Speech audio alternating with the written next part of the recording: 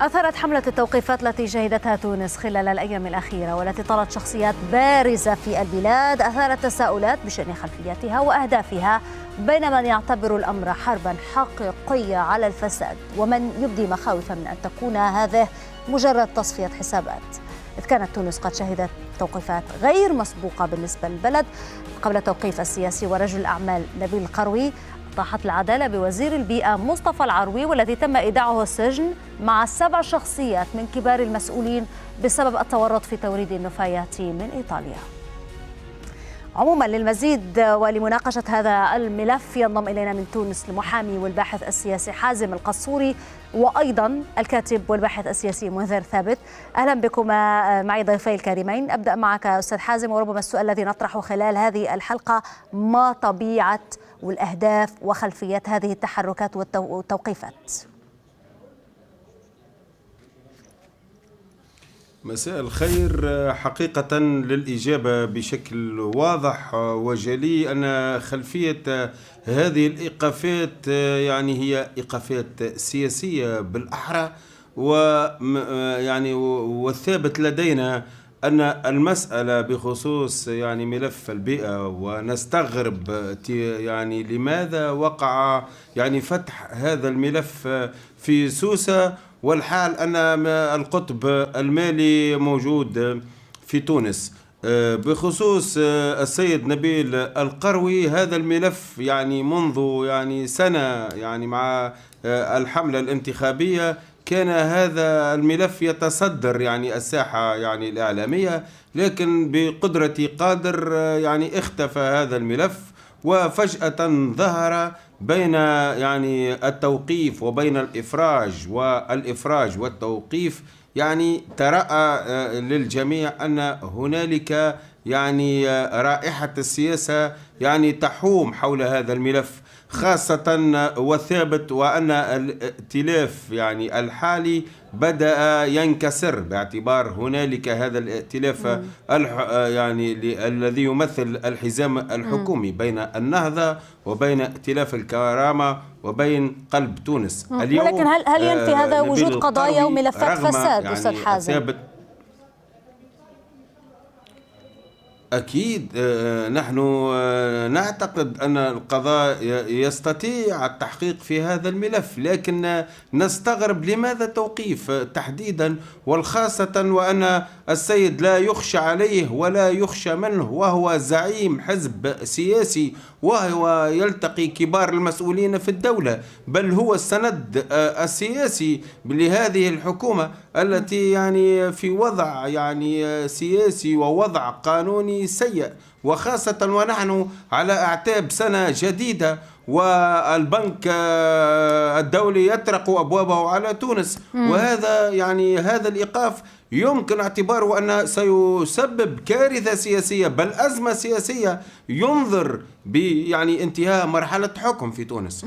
وهذا ما يجعلنا يعني نخاف على المشهد السياسي التونسي. ولعلي أرى يعني في الأثناء يعني شخصيات سياسية يمكن ابتزازها من ناحية يعني السياسية، وتحريك ملف للدستور الحر في شخص السيدة عبير موسي. بالتالي المشهد السياسي في تونس يعني يربك ويجعل طيب بناء على ما أتيت على ذكره أستاذ حازم، دعني أحولها وأنقلها للأستاذ منذر. هل نحن إزاء عمليات ابتزاز سياسي لمسؤولين سياسيين أو رسائل توجه تصفية حسابات من وراء هذه التوقيفات، خاصة لجهة دلالات التوقيت وأنها تأتي بعد أيام قليلة فقط من إنهاء إضراب للقضاة وبعد أيضا اجتماعهم برئيس الحكومة المشيشي؟ أكيد أنه العلاقة بين القضائي والقانوني بصفة عامة والمسار السياسي هي علاقة تجاور، لكي لا أقول تداخل. القضاء مستقل في تونس يشتغل وفق منظومة التشريعات وجملة العناصر الإجرائية والبروتوكولات الخاصة. يبقى أن القضاء بدوره يخضع للضغط، أن القضاء بدوره يمكن أن يكون ضحية أيضا لأجواء ومناخات سياسية غير سليمة معادية ومنافية لاستقلاليته. لذلك إثارة الدعوة أو الدفع نحو إثارة الدعوة يمكن أن تكون جملة من آلية التلاعب السياسي التي تزج بالقضاء في لعبة تصفية الحسابات وفي لعبة التصفية أيضا.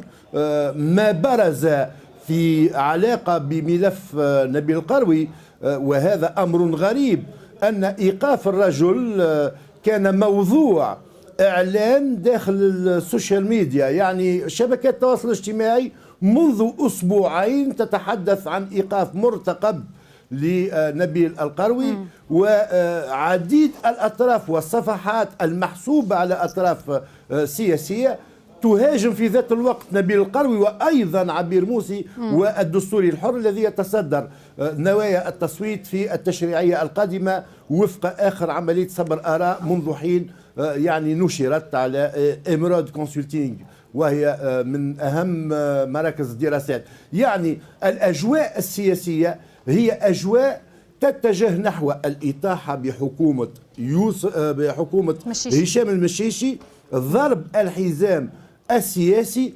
واستبداله خاصة بالائتلاف القريب من الرئيس قيس سعيد، أي حركة الشعب وأيضا التيار الديمقراطي. هذه التيارات الراديكالية التي تعتبر نفسها روح الثورة والتي نجد داخلها أيضا تناقضات وتقاطبات على شكل التيار الديمقراطي بين الأمين العام السيد غازي الشواشي والرمز التاريخي الوزير الأسبق القروي. ليس بعيد عن الاتهامات حتى منذ كان وحتى قبل كان مرشح في الرئاسيات وتم توقيفه. ربما إعادة البحث في هذه القضايا أو إعادة طرحها وإصدار المذكرة الآن ألا يعني إلى حد ما أن القضاء بات ينهج طريقه نحو أن يكون مستقل عن سطوة الأحزاب السياسية، وبالتالي مؤشر إيجابي على استقلالية القضاء؟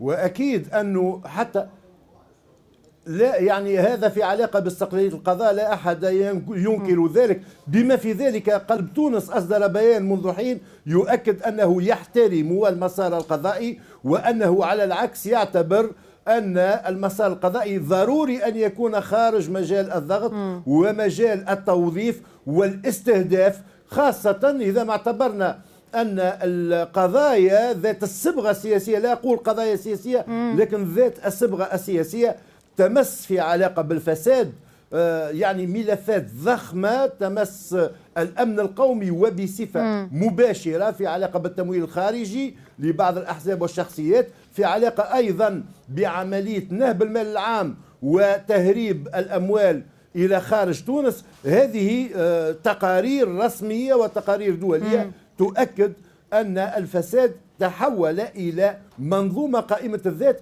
خلافا لما يعتقد على فكرة أن كل المجالات الإصلاحية لم تمس مراجعة نظام الحوكمة الذي ينتج الفساد والذي جعله يتطور بطريقة مضطردة. هذا هو الإشكال الذي حول ملف الفساد إلى أداة لتصفية الحسابات مع الأطراف التي تكون معادية للأطراف الغالبة. طيب أو الأطراف هذا يجعلنا نتساءل، بما أنك يعني أنت أستاذ حازم تتحدثان عن مسألة الحسابات السياسية، ولكن لصالح من وضد من هذه التحركات إذا كانت في سياق الحسابات السياسية أستاذ حازم؟ وبرأيك هل هناك أي دور بالنسبة للمشيشي وحكومته وائتلافه بالنسبة للرئاسة أيضا والرئيس؟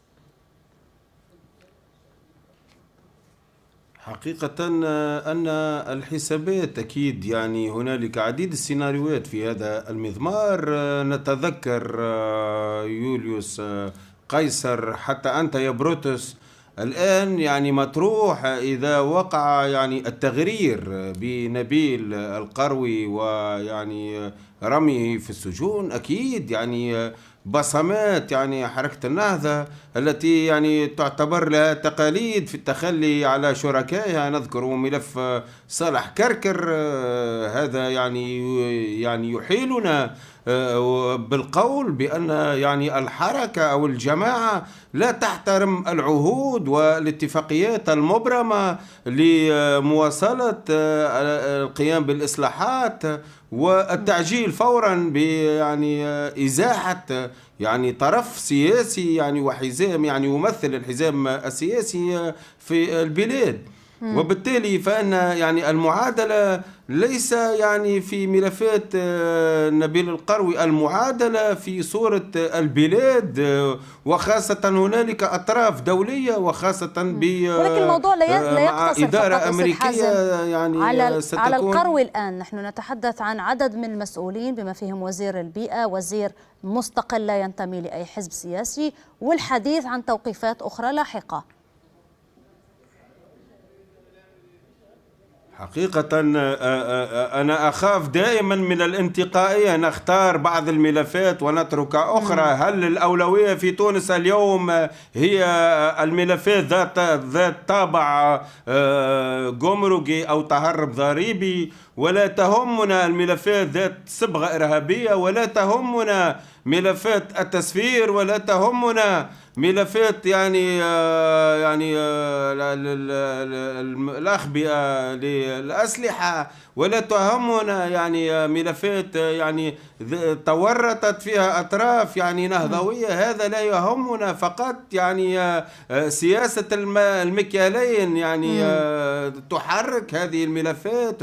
ونحن نعي، احنا دافعنا كثيرا عن استقلالية القضاء ونحن معهم في هذه الإضرابات، لكن ليس بقدرة قادر اليوم أن يتعافى القضاء ويفتح يعني رأسا ملف نبيل القروي.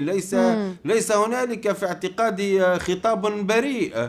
وأكثر من ذلك فإن ملف نبيل القروي يعني تونس تنتظر فتح هذا الملف فقط، نبيل القروي أو وزير أو وزيرين. ماذا عن ملفات أخرى متشعبة تورطت عن القرض الصيني الذي يعني هناك مجموعة من الملفات المطروحة في الساحة التونسية، المدافعين. وهذا ملف الاغتيالات، الجهة السري، مضمون تقرير محكمة المحاسبات فيما يتعلق بالانتخابات الأخيرة وغيرها وخاصة كثير.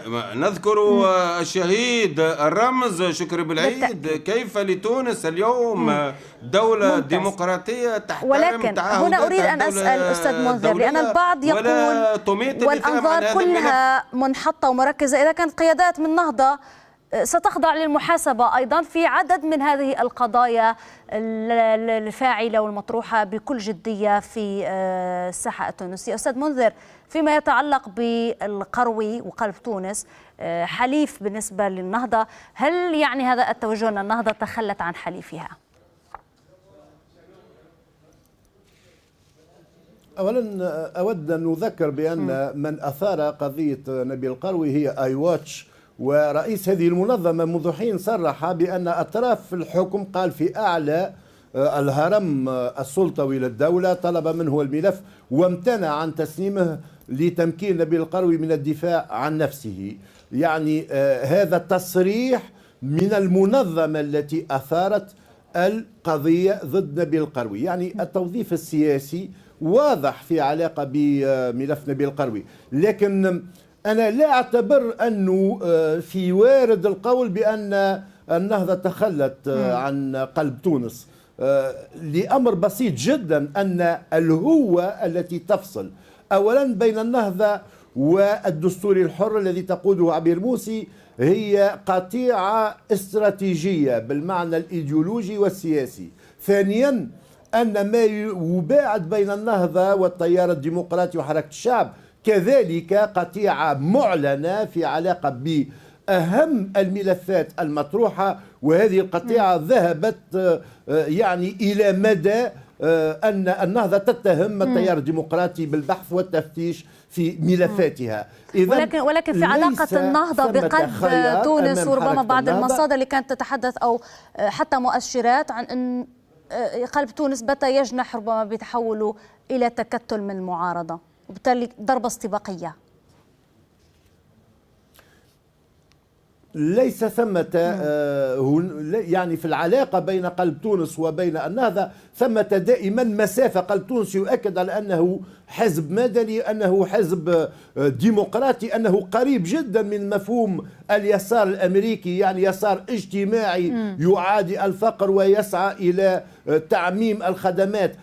هنالك مسافة بين الطرفين، لكن ليس من مصلحة النهضة أن يسقط قلب تونس أو أن يتفكك قلب تونس، باعتبار أن الحزام الذي يشكل الآن الداعم الأول لحكومة هشام المشيشي قد لا تستعيده النهضة، ولا يمكن للنهضة أن تكون في معادلة الحكم دون قلب تونس. هذه مسألة استراتيجية وكذلك حسابية تحت قبة البرلمان. تعليقا وعطفا على هذا أستاذ منذر، أتحول ربما أعطي الكلمة للأستاذ حازم. كيف سيؤثر هذا على المشهد السياسي وعلى الحزام السياسي بالنسبة للائتلاف الحكومي؟ في اعتقادنا يعني سيؤثر أكيد، يعني ستكون يعني حكومة مغادرة بالنسبة لحكومة المشيشي، لن يكون لها حزام، يعني الظلال السياسية ستنسف هذه الحكومة باعتبار أنها كانت وراء هذه الأزمة السياسية، وبالتالي فإن حكومة المشيشي يعني سترحل ذات الشتاء باعتبارها أنها لم يعني تحترم التعهدات، وخاصة مع حزب يمثل سند أساسي لهذه الحكومة رغم الإرباك الذي تعانيه.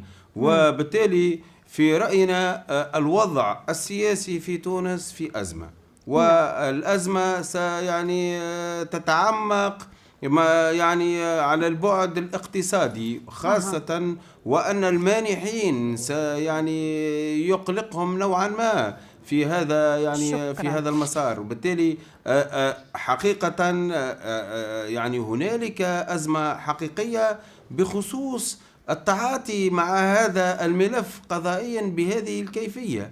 بالتالي كان عليهم قبل يعني أن يعني يحركوا هذا التوجه، أن يتفكروا جيدا ويعلوا مصلحة البلاد قبل هذا. يمكن يعني اعتبار هذا الملف بعد يعني هذه العهدة يعني البرلمانية. للأسف انتهى وقتي في هذه الجزء الأول من نافذة المغاربية. شكرا جزيلا لك من تونس المحامي والباحث السياسي حازم القصوري، وشكرا جزيلا لك أيضا الكاتب والباحث السياسي منذر ثابت.